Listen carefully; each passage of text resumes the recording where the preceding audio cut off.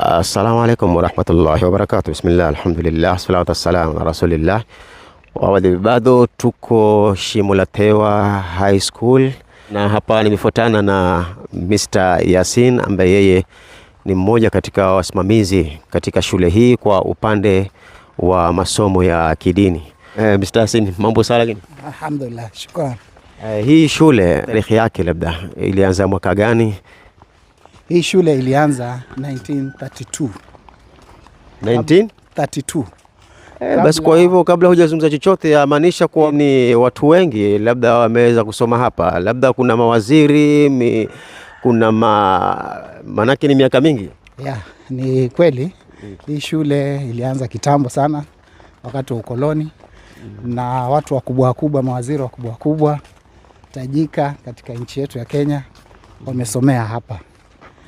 Na katika mawaziri maarufu wa Coast Province ambao kwamba walisomea hapa, ndugu yetu Chirawa Ali Mwakwere alikuwa waziri wakati wa serikali ya Kibaki. Alisomea hapa. In fact alikuwa ndiye bell ringer kwa sababu ndiye mwanafunzi pekee alikuwa na saa. Na mawaziri wengine ni kama Kimunya, alikuwa waziri wa finance wakati wa Kibaki, serikali ya Kibaki. Wengine ni kama Franklin Bett, pia aliyekuwa mkuu wa jeshi Jemedari Kibwana, pia Mwadhedhe, wote wamesomea hapa. Kiongeza mwengi zaidi ni alikuwa speaker wakati wa serikali ya Moi, Ole Kaparo, Francis Ole Kaparo, pia ni katika wanafunzi wa zamani wa shule hii. Na wakubwa wa kijeshi wengi ambao kwamba hatuwezi kuwataja kwa sababu ya wakati, wamesomea hapa, kina Madoka. Kwa hivyo ni shule tajika. Ilikuwa ni shule iko level moja na shule Alliance ya Zabara huko. Kwa hivyo ni shule inajulikana dunia nzima. Basi yamaanisha ukisema hivyo au kunitajia hao watu wakubwa ambao wameweza kusoma hapa, hiyo yamaanisha ya kuwa hii shule yenu hapa haina changamoto. Hapa ni raha tupu. Watoto wanaosoma hapa hawana shida yote. Ingawa nashangaa naona mmeniita kuja kuangazia carpet la msikiti pale na mmeliona hali mbaya. Usema kweli Abu Shuraim, hii shule ni ya kitambo na kweli ina watu maarufu ambao kwamba wamesomea mahala kama hapa, lakini tuna changamoto nyingi. Ingawa Chief Principal Bwana Mathias Mbinda Mutiso amejaribu kupambana na baadhi ya changamoto. Mfano changamoto tulokuwa nazo ilikuwa ni baadhi mambo ya barabara. Tunaona juzi ametia lami barabara, sasa hivi anatia kabro. Lakini sasa kwa upande wa msikitini sasa Waislamu, mimi kama patron tuna wanafunzi kama 800 na zaidi wa Kiislamu katika shule kama hii, na mimi ndio nawasimamia kama patron wao. Changamoto tunapata kule msikitini ni changamoto ya maji wakati wa kutawadha na kwa wanangojeana kwa sababu sengine maji yanakatika, lakini tunashukuru kwamba at least tumetuletea lile tank, litasaidia pakubwa. Pili ni mabusati. Utapata hao watoto wa Kiislamu wakati wanaswali wanajaa msikitini, wanazidi mpaka kule busati. Shida kule hakuna majamvi, hakuna mazulia. Ndio tulikuwa tuomba yeyote ambao kwamba aweza kutusaidia na mabusati, at least tuweze hao vijana wa kiswali wasiswali kwa simiti, waswali juu ya busati. Na yaliyoko ndani ya msikiti nayo pia ni ya zamani, yamekatika kama mlivyoona kule ndani ya msikiti. Kwa hivyo tuomba yoyote ambao kwamba kama ni wanafunzi wa zamani, kama wataiona hii video, watutembelee inshallah, waje utusaidie huko msikitini. Basi mimi mwito wangu pia kwa wale wanafunzi wote wa madarisi yote na mashule yote, wallahi itakuwa ni uzuri kila yule aliyefikia kwenye cheo alichokipata, ima kiwe ni cheo cha kiserikali ama ni cheo cha kibinafsi, labda amepata kazi yake, amefungua kampuni yake, basi tujaribuni kurudi katika mashule yetu na kuangalia changamoto zilioko hapo. Na kwa upande wa wale waliosoma katika madaris, hivyo hivyo wajaribu kurudi katika madaris yao. Tukifanya hivi, ile shida kuwa shule fulani ina changamoto fulani, madrasa fulani ina changamoto fulani, itakuwa hakuna. Shule zote zitakuwa ni shule za kueleweka. Madrasa zote zitakuwa ni madrasa za kueleweka. Ni aibu manake uende ukaichangishie shule ambayo kwamba ina matajiri wakubwa wametoka katika shule hiyo. Au uende ukaiangazie madrasa, usemi madrasa ina changamoto A, B, C, D, wakati madrasa kama ile ina wanafunzi wengi na wanafunzi wengi.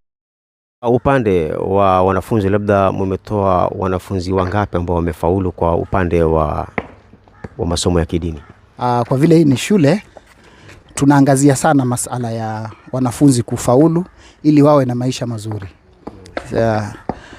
Na last year tu, mwaka jana, katika wanafunzi waliofanya mtihani wa kidato cha 4 katika shule hii ya Shimolatewa, wanafunzi 165 wa Kiislamu walipata C+ and above. Hata yule kijana wa kwanza aliyepata A plane, tulikuwa na A plane kadhaa 2, A- karibu 10 na kitu, 20 na kitu. Kwa hivyo Waislamu, yule wa kwanza alikuwa ni kijana wa Kiislamu, alipata A plane. Na kukawa pia kuna A- kadhaa za watoto wa Kiislamu. Lakini kwa ufupi, wanafunzi wa Kiislamu 165 walifaulu kwenda university, kwa maana walipata C+ and above. Na hii ni shule ya kitaifa, ni national school, na ndio shule ya kitaifa ya wavulana katika Mombasa County. Ya wasichana ni Mama Ngina, ambao kwamba wako karibu tu, majirani zetu. Yeah. Naona kuna gari pale. Hii gari ni ya kuwabeba watoto kutoka majumbani mwao kuwaleta hapa, ama ni gari ya kuwatembeza watoto? Nikiamanisha ni boarding hii ama ni day? Hii shule ni shule ya kitaifa, kwa hivyo ni boarding. Za national school ni boarding. Na hili basi si ati la kuwatoa. Kwa hili basi ni wanafunzi wakiwa wanataka wanapelekwa katika safari za masomo, trips, ama pengine wanaenda kwa mashindano ya music, ya drama. By the way, hii shule ni shule maarufu sana kwa drama. Mwaka juzi tuliweza kufaulu kuingia East Africa masala ya drama. Ilikuwa number 1, tulikuwa namba 3 kitaifa. Kwa hivyo tukaweza kwenda Jinja, Uganda, kuwakilisha nchi katika masala ya drama.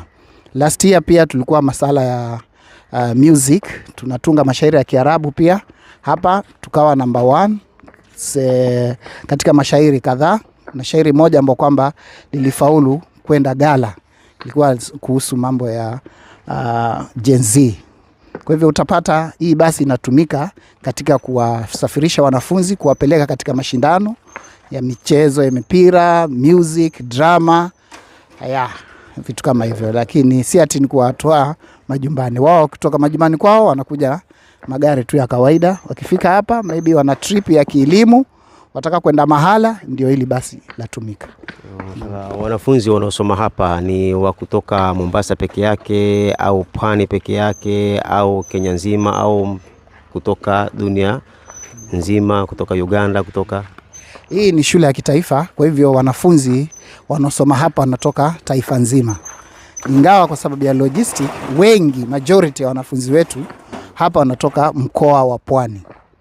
Mombasa, Kilifi, Lamu, Taita, Kwale, mikoa ya Pwani.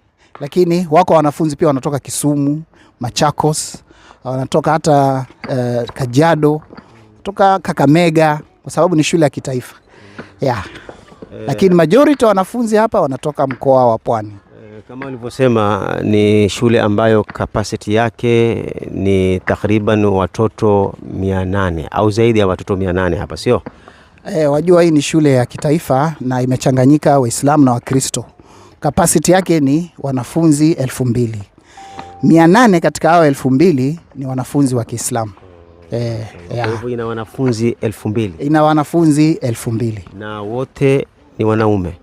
Wote ni wanaume. Je, kuna shule nyingine ambayo ni Shimo la Tewa High School ya kwa upande wa kike? Hakuna. Iliyoko ni shule ya kitaifa ya wanawake katika Mombasa County, yaitwa Mama Ngina. Ni jirani zetu tu hapa. Lakini hakuna, haitwi Shimo la Tewa. Inaitwa Mama Ngina High School. Ilitolewa town, ikahagurishwa, ikajengewa hapa. Kwa hivyo tutasema Mama Ngina mfumo wao ni kama shule hii. Mfumo wao ni mmoja, ni shule ya kitaifa nao, lakini sema ile ni ya wasichana. Na hingiliani, mambo yao hingiliani kabisa na shule hii. Hii ni ya wavulana na ile ni ya wasichana. Ni shule mbili tofauti kabisa. Basi tumefurahi kuyasikia hayo, na nina imani kuna wengi ambao walikuwa watakuyajua hayo kuhusu shule hii. Je, utaniruhusu yani uende kanoneshe zile sehemu kwamba haswa walikuwa wakilala ambao wakati huo walikuwa wanafunzi lakini hivi sasa waheshimiwa, kama kina Makwero umenitajia wamesoma hapa, labda wakanonesha kwa walikuwa wakilala hapa, ili tuzidi kwa na imani ya kuwa hawa jamaa wamesoma hapa kweli. Unajua shule hii ya Shimo la Tewa ni kubwa sana. Tukisema tutatembea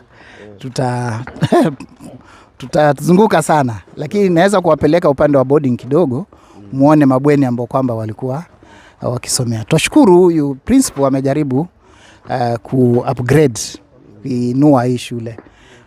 Lakini kama mtakavyoona, unaona kama hapa wanatengeza kabro, ameweka lami. Nani aswali hizi? Ni principal, the current principal, anaitwa Mathias, nafikiri akishirikiana na board. Ni board tu, si ati ni wafadhili. Asalamu alaykum. Vipi hali wote? Asalamu alaykum. Tunataka tuchukue Ali, sasa nimemsalimia leo.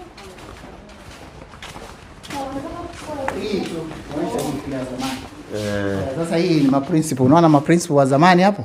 Huyo wa zamani kabisa hata haijulikani tarehe. Anaitwa Captain Hoodkins. Akafuatiwa na huyo Tyler, unaona? 1964 ndio kulikuwa na huyo Pio Brian. Alafu ndio naona sasa kumeanza majina ya Kiafrika, kina Kefa, kina Mbogo, Maneno, Mumbo, Mwamburi, Stevens, Mwamburi, unaona? Sasa tulionaye sasa hivi anaitwa Madhia Mbinda Mutiso. Huyo alikuja hapa 2017. Na kusema kweli kutoka haja hapa tumeona maendeleo makubwa sana. Kama nilivyoonyesha hizo kabro, ameweka hiyo lami. Nitaonyesha domes pia amejenga zingine mpya. Lakini bado unajua tunahitajia wale wanafunzi wa zamani waje wa support. Inshallah. Watafika, tutawakumbusha inshallah kupitia video hii, watakumbuka walikotoka, watarudi. Inshallah. Wewe ndio sekretari wetu. Mambo principal wako. Sawa, una chochote cha kuzungumza? No. Sasa hawa ni wageni wetu, wametuletea tank. Pale kwa Mosa. Ile tank letu ile la fresh water kwa pale. Haya.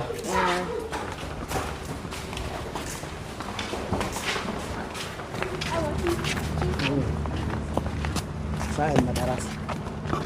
Huko upande huu ni upande wa tuition area, upande wa madarasa. Naona unaendelea kupakwa rangi kwa sababu ya kupokea wale grade 10. Unajua sasa imekuwa senior school grade 10 ndio wanatayarishiwa sasa. Hii ndio library ya zamani sana hii.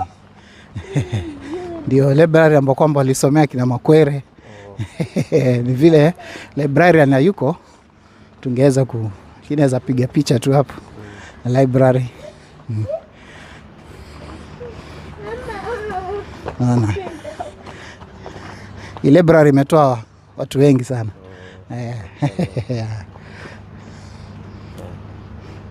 Chukua hizo hati za zamani huko.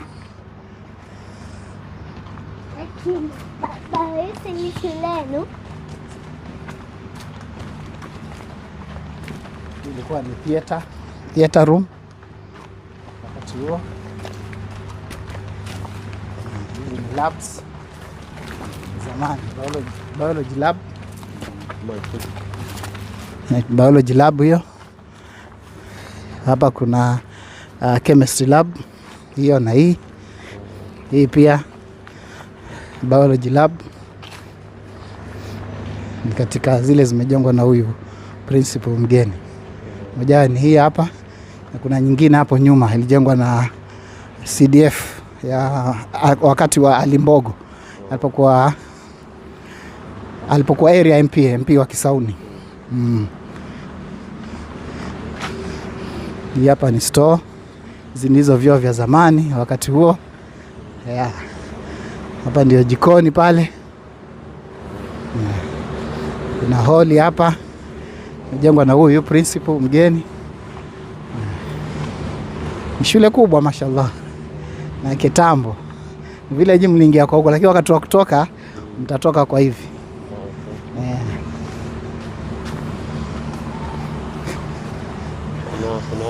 Kuna shule ile?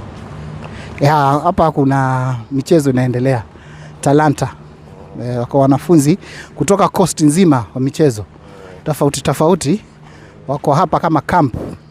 Kuna macoaches, kuna madaktari wanataka kuchagua timu ambapo kwamba itapelekwa bara, pia nao ichujwe tena. Ndio hivyo. Wanaangalia talents michezo tofauti, football, basketball, table tennis, rugby, michezo yote. Huu ndio upande wa boarding area. Assalamu alaikum. Mambo. Sasa hii ndio ilikuwa dining hall ya zamani.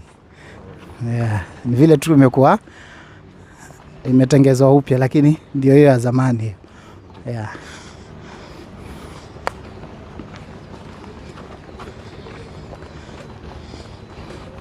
Na hizi ndizo sasa dom za zinalala hao waheshimiwa hizi. Ndizo hizi hapa. Najua ndugu zangu watazamaji wetu wapendwa, hususan wale waliosoma shule hii, najua hapo mnasikia raha kuona mahali ambapo ndipo mlipoanzia masomo yenu, lakini raha zaidi ni mufike baada ya kuiona video hii, muje mutembelee. Kila siku tupate sio wageni, tuwapate wanafunzi waliosoma hapa wanakuja kuitembelea shule yao. Tutafurahi sana. Ndio. Yeah. Sasa hizi ndizo dorms ambapo kwamba za zamani. Yeah. Hii hapa, ile pale. Na zatumika mpaka sasa? Mpaka leo zatumika. Kama hii inaitwa Ngala 6B.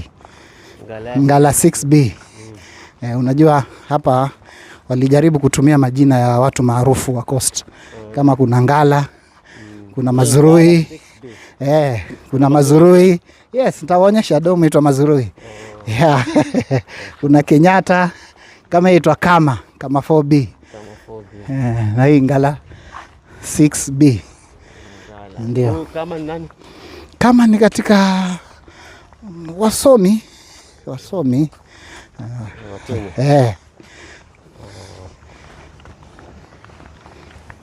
Mbona Faiz? Hakuwekwi nini juu?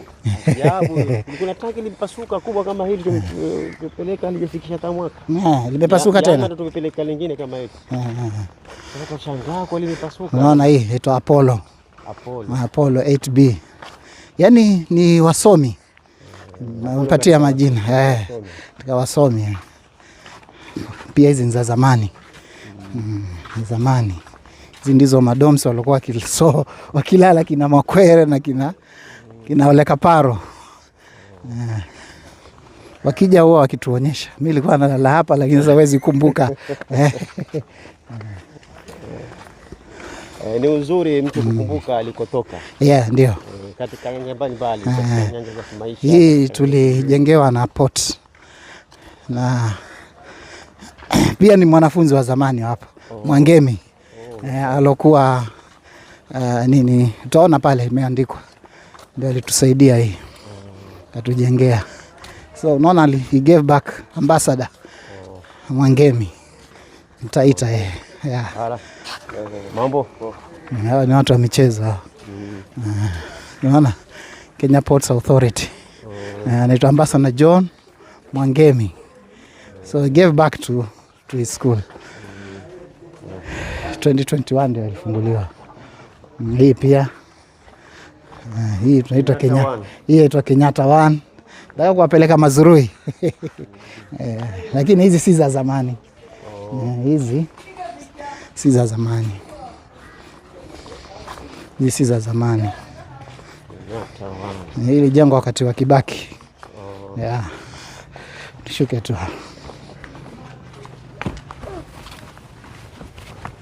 Hii ndio inaitwa Mazurui. Kumuona Profesa Mazurui. Na pia kuonyesha wa coast kwamba mtu anaweza kusoma akawa msomi. Unajua kuna ile fikra kwamba wabara ndio wanaosoma. Tunao wasomi wetu wa kutoka mkoa wa Pwani kama Profesa Ali Mazurui. Mazurui 1. Tunaita Mazurui 1 kwa sababu kuna Mazurui 2. Ile pale ndio Mazurui 2. Yeah. Kwa hivyo so kila dom kubwa. Kwa hivyo Mazurui ziko mbili. Mazurui ni mbili. Kuliko Kenyatta, kuliko Kenyatta pia kuna Kenyatta 1, Kenyatta 2, Kenyatta 3. Yeah. Okay. Sasa hii Mazurui 1 kwa sababu ndio kubwa. Alafu ilipojengwa ile ikabidi tuite Mazurui 2 kwa sababu huyu ni kama mtoto wake yani. Yeah, hivyo. Yeah, utaona kuna Ngala. Kinakatana Ngala. By the way kuna Kila pia Ngala, one of the Ngala alisomea hapa Shimo la Tewa. Ronald Ngala man alisomea hapa. Yeah. Na Ngala, sinaona ni shule kubwa sana. Hizi pia ndomu za zamani hizi. Moja katika madomu ya zamani. Ngala 5, kuna Ngala 6A.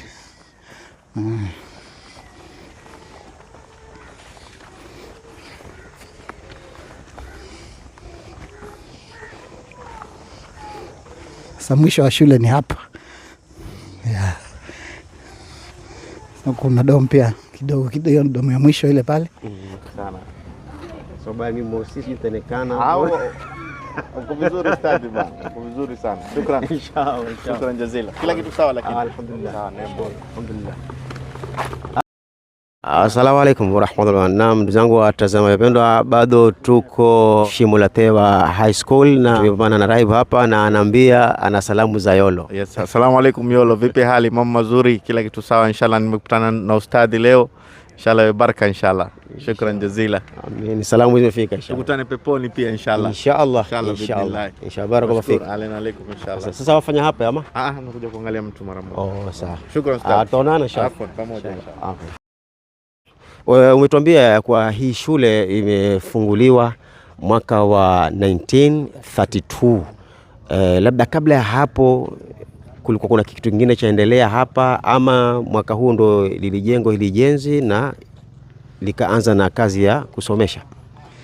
Kabla hapo inasemekana kwamba hii ilikuwa ni kituo cha kutibiwa wale majeruhi wa vita ya Second World War. Inasemekana hivyo. Baada hapo ndio ikawa shule. 1932 ndio kaendelea mpaka na huu msikiti mnaoona hapa sio msikiti wa mwanzo. Kulikuwa na msikiti mdogo. Lakini kwa msaada wa almarhum Salim Bajabir aliuvunda ule msikiti kwa sababu ulikuwa hautoshi tena wanafunzi. Ndio kajengwa huu msikiti mkubwa. Lakini sasa yeye hutuletea imamu tu. Masala mengine ya maji nini atuachia wenyewe. Lakini imam lazima atoke kwa ofisi yake. Ndio. To get more videos of Abu Shuraim, don't forget to subscribe, like and share. May Allah guide and bless the person who shares the videos.